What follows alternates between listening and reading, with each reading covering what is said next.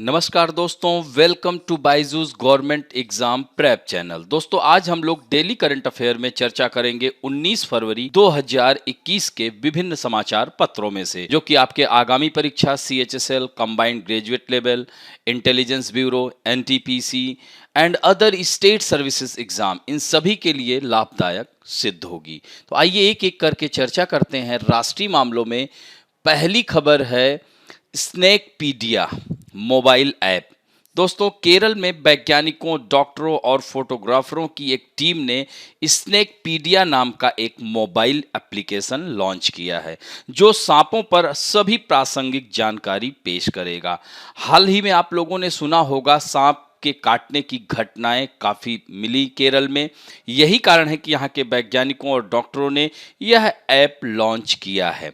दोस्तों ऐप का मुख्य उद्देश्य सार्वजनिक रूप से सांपों की पहचान करने, सर्पदंश के लिए समय पर उचित उपचार का लाभ उठाने और सांपों के बारे में जो मिथक है उन सब को खत्म करना है। तो यह बहुत ही महत्वपूर्ण पहल है केरल राज्य सरकार की। अब इसमें जो है एंड्रॉयड मोबाइल एप्लीकेशन तस्वीरें, इन्फोग्राफिक्स, पॉडकास्ट की मदद से सांपों की जानकारी, उसके प्राथमिक उपचार, मिथकों और अंधविश्वासों का यह विश्लेषण करेगा। तो छोटी खबर है लेकिन महत्वपूर्ण है। अब बढ़ते हैं दोस्तों दूसरी महत्वपूर्ण खबर की ओर। Hyundai Motors develops ultimate mobility vehicle, जिसका नाम है टाइगर X1। दोस्तों टाइगर, यहाँ पर आप देख सकते हैं कि हुंडई मोटर कंपनी ने टाइगर X1 बोला जाने वाला एक ट्रांसफार्मर जैसा रोबो कार लॉन्च किया है, जो पृथ्वी के साथ साथ अन्य ग्रहों पर सबसे चुनौतीपूर्ण इलाकों की यात्रा कर सकता है। दोस्तों टाइगर का फुल फॉर्म है transforming intelligent ground execution robot and the X1 denote it's experimental status, यानी इसकी प्रायोगिक स्थिति को दर्शाता है X1। तो इस तरह से टाइगर का फुल फॉर्म याद रखेंगे। अंतिम मोबिलिटी वाहन टाइगर को हुंडई द्वारा ऑटोडेस्क और सुंदरबर्ग फेरर के साथ साझेदारी में विकसित किया जा रहा था। ये भी ध्यान रखना कि इसे कौन विकसित कर रहा है। और दोस्तों टाइगर को बैटरी इलेक्ट्रॉनिक वाहन के रूप में डिजाइन किया गया है, जिसमें विस्तार योग्य पैरों पर 4 पहियों के साथ छोटा पोर्ट शामिल है। यह 4 पहिया ड्राइव वाहन या 4 पैर वाले चलने वाले रोबोट के रूप में संचालित करने में सक्षम होगा। यह खोज बचाव, वैज्ञानिक अनुसंधान, सैन्य या खोजपूर्ण मिशन में भी मदद करेगा। अब बढ़ते हैं नेक्स्ट जो खबर है, tree city of the world. दोस्तों संयुक्त राष्ट्र के खाद्य एवं कृषि संगठन, जिसे फूड एंड एग्रीकल्चर ऑर्गेनाइजेशन कहते हैं, और आर्बर डे फाउंडेशन ने हाल ही में हैदराबाद को 2020 ट्री सिटी ऑफ वर्ल्ड के रूप में मान्यता दी है। ये बहुत ही इंपॉर्टेंट खबर है। शहरी जंगलों को विकसित करने और बनाए रखने की अपनी प्रतिबद्धता के बाद हैदराबाद को मान्यता के लिए यह चुना गया था। तो यह मान्यता शहर के वृक्षारोपण, पोषण और संस्थागत प्रयासों के लिए एक वसीयतनामा था। यानी कह सकते हैं कि this recognition was testament for city sustain and institutional effort of planting, nurturing and celebrating trees. दोस्तों हैदराबाद, जैसा कि आपने सुना होगा, मूसी नदी के किनारे बसा हुआ है। दोस्तों यह शहरी और पेरी शहरी वानिकी कार्यों, परियोजनाओं के अलावा रणनीतिक योजना और स्वस्थ शहर के निर्माण की प्रतिबद्धता के विकास को भी चिन्हित करता है। तो संगठन द्वारा मान्यता प्राप्त अन्य 63 कंट्रीज के 120 सिटीज इसमें शामिल हैं। तो अधिकांश शहर United state of America, United kingdom, Australia और कनाडा के थे। इस मान्यता के बाद हैदराबाद अपने शहरों में, इस समान विचार वाले शहरों में शामिल हो जाएगा, जो कि पेड़ों के महत्व को पहचानते हैं। फाउंडेशन द्वारा आयोजित कार्यक्रम के दूसरे वर्ष में हैदराबाद को यह मान्यता मिली है। अब बढ़ते हैं दोस्तों, आर्मी डिप्लॉयड K9 वज्र howitzer in Ladakh for high altitude operations. भारतीय सेना प्रमुख कौन है? जनरल MM नरवणे हैं, ये भी ध्यान रखेंगे। तो स्वदेश निर्मित 100वीं K वज्र तोप को सेना में शामिल करने के लिए मंजूरी दे दी है। यह तोप सूरत कहाँ है? गुजरात में है। ताप्ती नदी के किनारे बसा, यहीं इंडियन डायमंड इंस्टीट्यूट भी है। तो यहाँ पर जो है इंडियन डायमंड इंस्टीट्यूट है, यह जो है सूरत के करीब हजीरा में लार्सन एंड टूब्रो की निर्माण इकाई में भारतीय सेना में इसे शामिल किया गया है। दोस्तों भारतीय सेना ने 3 के 9 वज्र होवित्जर को लद्दाख के ऊंचे पहाड़ी इलाकों में तैनात किया है, जो कि लद्दाख एक केंद्र शासित प्रदेश हो गया है जम्मू कश्मीर से निकलकर। वहां से इन्हें परीक्षण के लिए ऊंचे पहाड़ी इलाकों में बने सैन्य बेस पर ले जाया जाएगा। तो इस तरह से दुश्मन के खिलाफ मारक क्षमता परखने के लिए इसको लगाया गया है। दोस्तों थोड़ा सा जान लेते हैं होवित्जर के बारे में क्या है। तो ये दक्षिण कोरियाई होवित्जर कहाँ का है? दक्षिण कोरियाई होवित्जर के थंडर 9 का भारतीय संस्करण है K9 वज्र स्वचालित तोप। दोस्तों 38 किलोमीटर की मारक क्षमता वाली K9 जीरो रेडियस पर चारों तरफ घूमकर वार कर सकती है। दोस्तों 155 mm एंड 52 कैलिबर की 50 टन वजनी तोप से इसे फेंका जा सकता है 47 किलो का गोला, और 15 सेकंड के अंदर 3 गोले दागने की क्षमता है। सड़क और रेगिस्तान में बराबर संचालन इसकी क्षमता है। दोस्तों दक्षिण कोरियाई कंपनी हानवा टेक्विन ने दी थी यह तकनीक, L&T ने किया था इसका निर्माण। दोस्तों मई 2017 में रक्षा मंत्रालय ने वैश्विक बोली के जरिए दिया था L&T को ऑर्डर। दोस्तों 4500 करोड़ रुपए में 100 K9 वज्र निर्मित करने का दिया गया था ऑर्डर। गुजरात के हजीरा में इसकी लिए जनवरी 2018 में जो निर्माण शुरू किया गया था, कब शुरू किया गया था? 2018 में। और दोस्तों 80% स्वदेशी कार्य पैकेज के निर्माण में 1000 MSME कंपनियों ने बनाए थे इसके पुर्जे, और 13,000 से ज्यादा पुर्जे हर तोप के लिए 4 राज्यों गुजरात, महाराष्ट्र, कर्नाटक व तमिलनाडु में बनाए गए थे। तो ये भी ध्यान रखेंगे। अब बढ़ते हैं अंतर्राष्ट्रीय मामलों में। Facebook news ban in Australia. दोस्तों ऑस्ट्रेलिया में न्यूज दिखाने के लिए पैसा देने के कानून से भड़के फेसबुक ने सभी समाचार वेबसाइटों को खबरों पोस्ट करने पर प्रतिबंध लगा दिया है। फेसबुक के इस बैन की चपेट में मौसम, राज्य स्वास्थ्य विभाग और पश्चिमी ऑस्ट्रेलियाई विपक्षी नेता आ गए हैं। यही नहीं, फेसबुक ने ऑस्ट्रेलिया में खुद अपना पेज भी ब्लॉक कर दिया है। फेसबुक के इस बैन की वजह से आपातकालीन सेवाओं पर बहुत बुरा असर पड़ा है। हालांकि ऑस्ट्रेलिया के प्रधानमंत्री ने इस पर कड़ी जो है चिंता जताई है और फेसबुक की आलोचना की है कि उन्होंने हमारे देश की संप्रभुता को चुनौती दी है। दोस्तों फेसबुक ने ऑस्ट्रेलियाई न्यूज वेबसाइटों की खबरों को पोस्ट करने से रोक दिया। यही नहीं, फेसबुक ने ऑस्ट्रेलियाई यूजर्स को देसी या विदेशी किसी भी न्यूज वेबसाइट की खबर को खोलने पर रोक लगा दी है। तो इस बैन पर कहा है, फेसबुक ने इस बैन पर कहा है कि सीनेट में आए कानून के विरोध में यह रोक लगा रहा है। ये इस कानून में कहा गया है कि फेसबुक और गूगल न्यूज कंपनियों को पैसे का भुगतान करने के लिए बात करेंगी। यही कारण है कि फेसबुक इस तरह की कार्रवाई कर रहा है। तो ऑस्ट्रेलियाई मंत्रियों ने फेसबुक के जो सीईओ हैं मार्क जुकरबर्ग, इनका नाम सुना होगा, और अल्फाबेट इंक एवं इसकी कंपनी गूगल के मुख्य कार्यकारी अधिकारी सुंदर पिचाई साहब के साथ चर्चा भी की थी। ऑस्ट्रेलिया की कंजर्वेटिव सरकार संसद का मौजूदा सत्र 25 फरवरी को समाप्त होने से पहले न्यूज मीडिया बार्गेनिंग कोड, यह जो है समाचार मीडिया सौदेबाजी संहिता को लागू करने की उम्मीद कर रही है। तो ऑस्ट्रेलिया में ऑनलाइन विज्ञापनों में 81% की हिस्सेदारी रखने वाले गूगल और फेसबुक ने इस विधेयक की निंदा की है। गूगल ने धमकी दी है यदि यह विधेयक पास किया गया तो ऑस्ट्रेलिया में उसका सर्च इंजन बंद कर दिया जाएगा। फेसबुक ने भी धमकी दी और उस पर अमल में भी ला दिया। दोस्तों फेसबुक और गूगल ने 2018-19 में अपने ऑनलाइन एड रेवेन्यू का करीब 70% यानी 11,500 करोड़ रुपए भारत से कमाए थे। 2022 में यह मार्केट बढ़कर 28,000 करोड़ रुपए का हो जाएगा। तो हालांकि ऑस्ट्रेलियाई प्रधानमंत्री भारत से भी संपर्क में हैं कि इस मामले में आप भी आगे आएं और इन लोगों पर कार्रवाई की जाए, क्योंकि एक बहुत सारा यह धनराशि हम हमारे देश से ले जाते हैं और हमें उसके बदले कुछ नहीं देते हैं। तो ऐसे में भारत में भी इस तरह के कानून आ सकते हैं। अब बढ़ते हैं दोस्तों, थोड़ा सा जान लीजिए अबाउट फेसबुक। तो इसके जो सीईओ हैं मार्क जुकरबर्ग हैं। इसका हेडक्वार्टर कैलिफोर्निया में है, सिलिकॉन घाटी जिसे कहा जाता है, सिलिकॉन वैली जैसे अपने भारत में बेंगलुरु है, और इसकी स्थापना 2004 में हुई थी। अब बढ़ते हैं समाचारों में विभिन्न राष्ट्रीय अंतरराष्ट्रीय व्यक्तित्व में। Seiko Hashimoto becomes the new chairman of Tokyo Olympic organising committee. दोस्तों विंटर और समर ओलंपिक में सबसे ज्यादा बार भाग लेने का रिकॉर्ड बनाने वाली सीको हाशिमोतो को टोक्यो ओलंपिक आयोजन समिति का प्रमुख बनाया गया है। हाशिमोतो ने 4 बार विंटर और 3 बार समर ओलंपिक में भाग लिया और उन्होंने नया इतिहास रचा, क्योंकि जापान में अभी भी शीर्ष पदों पर कम महिलाएं पहुंची हैं। तो टोक्यो ओलंपिक आयोजन समिति के पुरुष प्रधान कार्यकारी की बोर्ड की बैठक के बाद 56 ईयर ओल्ड हाशिमोतो को आयोजन समिति का अध्यक्ष चुना गया। वह 83 वर्षीय योशिरी मोरी की जगह लेंगी, जो कि काफी विवादों में रहे हैं, महिलाओं पर टिप्पणी कर दिए थे, इसी की वजह से उनको पद से त्यागपत्र देना पड़ा था। और होशिमोतो वर्तमान में प्रधानमंत्री योशिहिदे सुगा की कैबिनेट में ओलंपिक मंत्री पद पर भी हैं। उनके पास लैंगिक समानता और महिला सशक्तिकरण से जुड़ा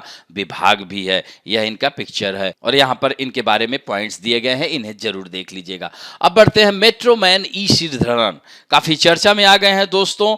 अब यह एक नई पारी खेलने के लिए यह राजनीति में प्रवेश कर रहे हैं। हो सकता है कि वह भाजपा में शामिल हो जाएं, तो वह भाजपा में शामिल होने वाले हैं। 21 फरवरी से केरल भाजपा प्रमुख के सुरेंद्रन की अगुवाई में आयोजित होने वाली विजय यात्रा के दौरान औपचारिक रूप से पार्टी की सदस्यता ग्रहण करेंगे। उन्हें देश में सार्वजनिक परिवहन प्रणाली में बदलाव का श्रेय दिया जाता है। इन्हें मेट्रो मैन कहा जाता है। दोस्तों, इनका जन्म 1932 को केरल के पलक्कड़ जिले में हुआ था। उन्होंने भारत की कुछ सफल रेलवे और मेट्रो परियोजनाओं को सफल बनाने में अहम भूमिका भी निभाई है। उन्हें कोंकण रेलवे के सफल निर्माण का भी श्रेय दिया जाता है। यह आजादी के बाद भारत के पश्चिमी तट को जोड़ने वाली सबसे बड़ी रेल परियोजना है। दोस्तों, मेट्रो जैसे परिवहन माध्यम से उनके इसी योगदान की वजह से 2001 में उन्हें पद्मश्री, 2008 में पद्म विभूषण अवार्ड से भी सम्मानित किया गया था। 2019 में लखनऊ मेट्रो रेल कॉरपोरेशन के प्रधान सलाहकार इंजीनियर के रूप पद से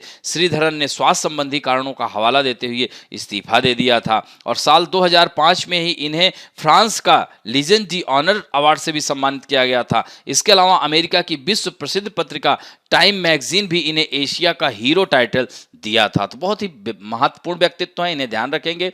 अब बढ़ते हैं दोस्तों वित्तीय एवं बैंकिंग संबंधी समाचारों में।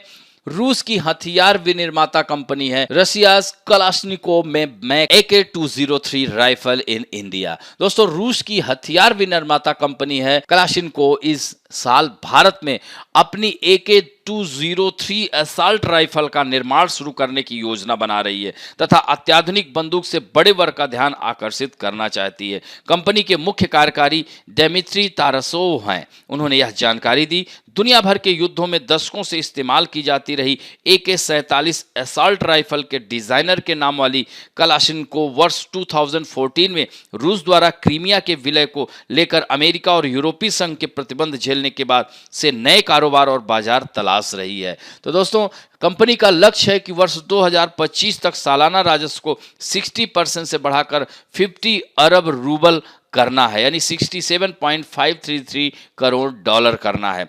कलाश्निकोव की विकास परियोजनाओं का जो केंद्र है हमारा भारत है, जहां इसका लक्ष्य है कि अगले दशक में भारतीय रक्षा मंत्रालय के साथ मिलकर 6,70,000 AK-203 राइफल का उत्पादन करना है। कलाश्निकोव ने पिछले साल आर्मेनिया में भी AK-130 असॉल्ट राइफल का लाइसेंसीकृत उत्पादन शुरू किया था। वह वेनेजुएला से भी संपर्क में है, क्योंकि रूस और वेनेजुएला के संबंध काफी अच्छे हैं। कलाश्निकोव 27 देशों को हथियारों की बिक्री करता है और रूस के 95% छोटे हथियारों का निर्माण करती है। लेकिन वर्ष 2014 में लगाए गए अमेरिकी प्रतिबंधों से कलाश्निकोव के साथ कारोबार करने के लिए अमेरिकी कंपनियों पर रोक लग गई थी। AK-203 राइफल सोवियत सैनिक मिखाइल कलाश्निकोव द्वारा आविष्कार की गई AK-47 का ही उन्नत रूप है, ये भी ध्यान रखेंगे। अब बढ़ते हैं दोस्तों पुस्तकें पुरस्कारों में। Irwin Allan Sealy's new novel is Ashoka a sutra. दोस्तों, यह जो कि अशोका द ग्रेट का एक काल्पनिक संस्करण है। उपन्यास को अशोका द ग्रेट के एक कल्पित संस्करण के रूप में प्रस्तुत किया गया है, जो सम्राट ने भारतीय उपमहाद्वीप के अधिकांश हिस्सों पर शासन किया था। 30वीं शताब्दी ईसा पूर्व में भारत से एशिया के अन्य हिस्सों में बौद्ध धर्म के प्रसार में महत्वपूर्ण भूमिका निभाई थी। तो इस नॉवेल को, इस उपन्यास को penguin random house of India द्वारा प्रकाशित किया जाएगा। यह पुस्तक पेंगुइन की वाइकिंग प्रिंट के तहत जुलाई 2021 में जारी की जाएगी। दोस्तों, इससे पहले पेंगुइन ने सीली के समीक्षकों द्वारा प्रशंसित डेब्यू उपन्यास द ट्रोटर नाम का 30वां सालगिरह संस्करण प्रकाशित किया था और यह PRS द्वारा प्रकाशित की जाने वाली लेखक की दूसरी पुस्तक है। अब बात करते हैं एशिया एनवायरमेंटल इन्फोर्समेंट अवार्ड 2020। दोस्तों, वन्य जीव अपराध नियंत्रण ब्यूरो, जिसे क्या कहेंगे, the Wild Life Crime Control bureau को संयुक्त राष्ट्र पर्यावरण कार्यक्रम यूनेप, जिसे कहेंगे यूनाइटेड नेशन एनवायरनमेंट प्रोग्राम, द्वारा एशिया पर्यावरण प्रवर्तन पुरस्कार से सम्मानित किया गया। तो केंद्रीय पर्यावरण, वन एवं जलवायु परिवर्तन मंत्रालय के तहत वन्य जीव अपराध नियंत्रण ब्यूरो को पुरस्कार श्रेणी जो है इनोवेशन के तहत एशिया पर्यावरण प्रवर्तन पुरस्कार से सम्मानित किया गया है। तो ये पॉइंट भी याद रखेंगे। दोस्तों, यह 5वीं बार है जब पुरस्कारों को दिया गया है और इस वर्ष के पुरस्कार उन सहयोगियों को दिए गए हैं जिन्होंने सहयोग, प्रभाव, नवाचार, अखंडता और लिंग नेतृत्व जैसी कई श्रेणियों में उत्कृष्टता और नेतृत्व का प्रदर्शन किया है। अब बढ़ते हैं दोस्तों खेल समाचारों में। आईपीएल ऑक्शन हो गया दोस्तों, आप देख सकते हैं यहाँ पिक्चर क्रिस मॉरिस का है, साउथ अफ्रीका के हरफनमौला खिलाड़ी हैं, सबसे महंगे बिके हैं, यानी इस आईपीएल के इतिहास में सबसे महंगे खिलाड़ी रहे हैं। भारत की टी20 क्रिकेट स्पर्धा इंडियन प्रीमियर लीग के लिए खिलाड़ियों की नीलामी शुरू हो गई। दक्षिण अफ्रीकी ऑलराउंडर क्रिस मॉरिस गुरुवार को इंडियन प्रीमियर लीग की नीलामी इतिहास में सबसे ज्यादा महंगे बिकने वाले खिलाड़ी बन गए हैं, जिन्हें राजस्थान रॉयल ने 16.25 करोड़ रुपए में खरीदा, जबकि अनकैप्ड खिलाड़ी जैसे कर्नाटक के कृष्णप्पा गौतम ने भी यहां बड़ी राशि से बिककर सुर्खियां बटोरी। तो अनकैप्ड मतलब अंतर्राष्ट्रीय स्तर का मैच नहीं खेला हो। स्पिन गेंदबाजी ऑलराउंडर गौतम को चेन्नई सुपर किंग ने 9.25 करोड़ रुपए की रिकॉर्ड राशि में खरीदा है। वहीं तमिलनाडु के शाहरुख खान काफी चर्चा में हैं, ये हीरो नहीं है, खिलाड़ी हैं, तो उनको उनके आधार मूल्य 20 लाख रुपए से 51 गुना ज्यादा की राशि में 5.25 करोड़ रुपए में खरीदा। शाहरुख हाल में सैयद मुश्ताक अली ट्रॉफी में अपनी प्रदर्शन से सुर्खियों में है। दोस्तों, इंडियन प्रीमियर लीग के 14वें सीजन की नीलामी से पहले किंग्स 11 पंजाब स्क्वाड से रिलीज किए गए ऑस्ट्रेलियाई ऑलराउंडर ग्लेन मैक्सवेल को मिनी ऑक्शन के दौरान रॉयल चैलेंजर बेंगलुरु ने 14.25 करोड़ में खरीदा है। तो ये भी काफी महंगे बिके हैं, तो ये ध्यान रखेंगे दोस्तों। अब बढ़ते हैं let us talk about some important fact में। जैसा कि नॉर्थ ईस्ट का चल रहा था, हम लोगों ने चर्चा किया था, आज हम बात करेंगे मिजोरम राज्य की। बहुत ही खूबसूरत राज्य है मिजोरम। यहाँ पर यहाँ की प्राकृतिक सुंदरता देखने को है, यहाँ पर्यटन के भी बहुत सारे साधन हैं और इसे पहाड़ों की भूमि कहा जाता है दोस्तों। तो 1987 में यह राज्य आया था अस्तित्व में। इसका एरिया वाइज यह 25th रैंक है इसकी पूरे इंडिया में, और इसका जो पॉपुलेशन डेंसिटी है 52 प्रति वर्ग किलोमीटर है, और जनसंख्या में भी 28th रैंक पर है। यहाँ पर टोटल 8 जिले हैं दोस्तों। इसकी राजधानी आइजोल है जो कि धालेश्वरी नदी के किनारे बसा है, और यहाँ पर जो है फांगपुई ब्लू माउंटेन राष्ट्रीय उद्यान है, मुरलेन राष्ट्रीय उद्यान है, डम्फा टाइगर रिजर्व है, तवी वन्य जीव अभ्यारण्य है, और यहाँ की जो लैंग्वेज है मीजो हिंदी एंड इंग्लिश है दोस्तों। और यहाँ का जो राजकीय पशु है पहाड़ी गिब्बन दोस्तों। राजकीय वृक्ष जो है नाग केसर है, राजकीय फूल थार सेनहरी है, और साक्षरता दर 91.58% है दोस्तों। सेक्स रेशियो 975/1000, यानी 1000 पुरुषों पर 975 महिलाएं हैं। विधानसभा सीटों की संख्या 40 है। एक सदनीय व्यवस्था है यहाँ पर। संसदीय निर्वाचन क्षेत्र में एक लोकसभा और एक राज्यसभा की सीटें हैं। राज्यपाल PS श्रीधरन पिल्लई और मुख्यमंत्री जोराम थंगा हैं, ध्यान रखेंगे दोस्तों।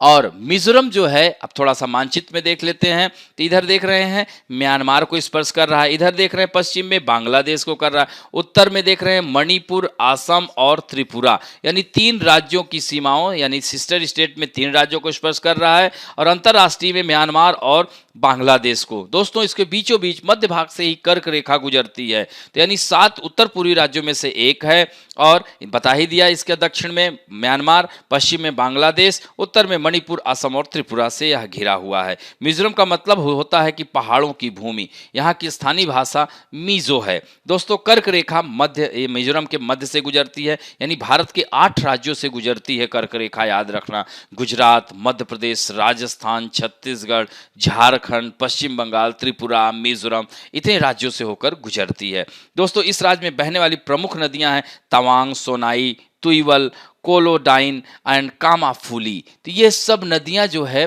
कहाँ बहती हैं? मिजोरम में बहती हैं। और राज्य की जो सबसे लंबी नदी है वह है छिमतुईपुई। इसका दूसरा नाम है कलादान। कलादान परियोजना भी है जो म्यांमार और भारत के बीच में स्थित है। तो दोस्तों, म्यांमार के चिन राज्य में स्थित है। यह नदी राज्य के दक्षिणी छोर लवंगलई और सहिया जिलों में बहती है। यह धारा म्यांमार के राखाइन प्रांत में जाकर अंत में म्यांमार के महत्वपूर्ण बंदरगाह अक्यब के पास बंगाल की खाड़ी में गिरती है। तो इस तरह से यह महत्वपूर्ण नदियां हैं, इन्हें ध्यान रखेंगे दोस्तों। और मिजोरम में जो लोकप्रिय सांस्कृतिक त्यौहार है उसके बारे में थोड़ा जान लीजिए। पहले का नाम है मिमकुट। तो मिमकुट त्यौहार जो है आमतौर पर मक्का की खेती के बाद अगस्त या सितंबर के महीने मनाया जाता है। लोग इस त्यौहार को नाचकर, गाकर और खाने और पीने के साथ मनाते हैं। इसी तरह से पालकुट त्यौहार भी है, भूसे की कटाई से जुड़ा त्यौहार है। पालकुट, पाल शब्द का अर्थ है भूसा होता है। यह त्यौहार आमतौर पर हर साल दिसंबर महीने मनाया जाता है। इसी तरह से चपचार कुट एक बहुत ही खास त्यौहार है जिसे मार्च के महीने में, इसे झूम यानी जंगल की सफाई के बाद, क्योंकि यहाँ पर आदिम जातियाँ, यहाँ पर स्थानांतरणशील खेती होती है, इसे झूम कहते हैं, याद रखेंगे दोस्तों। और मिजोरम के जो लोक नृत्य हैं चैरो, छेलाम और खुल्लम, ऐसे ही याद रखिएगा। तो यह महत्वपूर्ण मिजोरम की जो झीलें हैं, राज्य की सबसे बड़ी झील है पाला झील है। यह राज्य के सहिया जिले में स्थित है। सहिया जिला मिजोरम का एक महत्वपूर्ण हिस्सा है। तो पाला झील का लगभग पूरा भाग इसी में अवस्थित है। और राज्य की दूसरी लोकप्रिय झील है तामदिल झील, याद रखना, तामदिल झील यहाँ पर मिजोरम में ही स्थित है। यह एक प्राकृतिक झील है। यह आइजोल से मात्र 85 किलोमीटर दूर है। दोस्तों, यहाँ पर त्योहारों के नाम हमने बता ही दिए। मिजोरम में धर्म ज़्यादातर ईसाई धर्म के लोगों का यहाँ पर प्रचार प्रसार है। दोस्तों, शिक्षा में साक्षरता दर में बताया ही, इसका महत्वपूर्ण स्थान है अकॉर्डिंग टू 2011 सेंसस। और दोस्तों, राज्य का 90% इलाका सक्रिय पहाड़ियों से घिरा है, इसलिए यहाँ का परिवहन सुविधा उतनी नहीं है। राज्य में करीब 85 किलोमीटर का सड़क नेटवर्क है जो राष्ट्रीय राजमार्ग से जुड़ा है। यानी यहाँ पर जो आइजोल के पास एक है लेंगपुई हवाई अड्डा, इसका नाम भी याद रखना, लेंगपुई हवाई अड्डा, जो कि कोलकाता हवाई अड्डे से जुड़ा हुआ है। यह असम के सिलचर हवाई अड्डे से भी जुड़ा हुआ है जो कि आइजोल से 200 किलोमीटर दूर है। तो असम के सिलचर का रेलवे स्टेशन मिजोरम का सबसे नजदीकी रेलवे स्टेशन है जो राजधानी से 180 किलोमीटर दूर पर है। इस तरह से राजधानी आइजोल से राज्य के अन्य शहरों जैसे लुंगलेई, सेरचिप, कोलासिब, च्वांगते आदि के लिए एक हेलीकॉप्टर सेवा भी है। और दोस्तों, इसके 8 जिले जो हैं आइजोल, चम्फई, कोलासिब, लोंगतलाई, लुंगलेई, मामित, सै, सेरचिप, ये जो है यहाँ की जो सबसे ऊंची चोटी, उसका नाम है ब्लू माउंटेन। अब बढ़ते हैं दोस्तों आप लोगों के सेक्शन में जो कि बहुत ही अच्छा उत्तर दे रहे हैं। आज उत्तर देने वालों में हैं संस्कृति कुमारी, मनु शर्मा, विनय चंद्रन पी, रुपिंदर कौर, राज रतन सिंह, मोतीराम जाट, तेज स्वामी, मोहम्मद हसन, विवेक सिंह, टेक्निकल स्टडी, सूरज उपाध्याय, खेतेश मंसूरिया, पूर्णिमा जायसवाल, सौरभ चौधरी, संदीप यादव, राजेश कुमार, मिली और सरबर्था बनर्जी। इतने लोगों ने कमेंट और उत्तर दोनों दिए हैं। आशा करता हूं कि आज भी आप लोग ज्यादा से ज्यादा उत्तर देंगे। तो आज आप लोगों के सामने पहला प्रश्न है, किस राज्य के वैज्ञानिकों, डॉक्टरों और फोटोग्राफरों की टीम ने स्नेकपीडिया नाम का मोबाइल ऐप लॉन्च किया है? केरल, कर्नाटक, महाराष्ट्र या Tamil Nadu? Which state's team of scientists, doctor and photographer has launched a mobile application named Snakepedia? Next question है, which motor company has recently launched a transformer bike robocar called tiger X1? हाल ही में किस motor company ने tiger X1 बोला जाने वाला एक रोबोकार launch किया है? टाटा मोटर कंपनी ने, हुंडई मोटर कंपनी ने, फोर्ड मोटर कंपनी ने या टोयोटा मोटर कंपनी ने? नेक्स्ट क्वेश्चन है, हाल ही में फेसबुक ने अपनी सेवा को किस देश में बैन कर दिया है? फ्रांस, ऑस्ट्रेलिया, भारत या न्यूजीलैंड? होवित्जर के 9 थंडर किस देश का स्वचालित तोप है? फ्रांस, जर्मनी, दक्षिण कोरिया या इजराइल? नेक्स्ट क्वेश्चन है, भारत में मेट्रो मैन के नाम से मशहूर ई सिटीजन किस राज्य से हैं? कर्नाटक, केरल, आंध्र प्रदेश या तेलंगाना? नेक्स्ट क्वेश्चन है, किस देश की हथियार विनिर्माता कंपनी कलाशिनकोव भारत में AK-203 असॉल्ट राइफल का निर्माण शुरू करने की योजना बना रही है? यूक्रेन, इजराइल, रसिया या फ्रांस? नेक्स्ट क्वेश्चन है, अशोका ए सूत्रा उपन्यास के लेखक कौन है? VS Naipaul, Irwin Allan Sealy, JM Coetzee या रस्किन बॉन्ड। नेक्स्ट क्वेश्चन है, वन्यजीव अपराध नियंत्रण ब्यूरो को किसके द्वारा एशिया पर्यावरण प्रवर्तन पुरस्कार 2000 से सम्मानित किया गया है? The Wild Life Crime Control Bureau has been awarded the Asia Environmental Enforcement Award 220 by whom? United Nation Environment Programme या यूनेस्को या यूनिसेफ या वर्ल्ड फूड प्रोग्राम? इन्हीं चारों में से आपको बताना है। नेक्स्ट क्वेश्चन है, भारत की T20 क्रिकेट स्पर्धा इंडियन प्रीमियर लीग के लिए खिलाड़ियों की नीलामी में सबसे ज्यादा महंगे बिकने वाले खिलाड़ी कौन बन गए हैं? कृष्णप्पा गौतम, क्रिस मॉरिस, शाहरुख खान या ग्लेन मैक्सवेल? और दोस्तों अंतिम प्रश्न है, ब्लू माउंटेन चोटी किस राज्य में स्थित है? मणिपुर, मेघालय, मिजोरम या नागालैंड? इस तरह से इन 10 प्रश्न के उत्तर शीघ्र दीजिएगा। आशा करता हूं कि आज का वीडियो भी आप लोगों को अच्छा लगेगा, और दोस्तों अच्छा लगे तो प्लीज लाइक शेयर सब्सक्राइब करना ना भूलें। थैंक यू दोस्तों।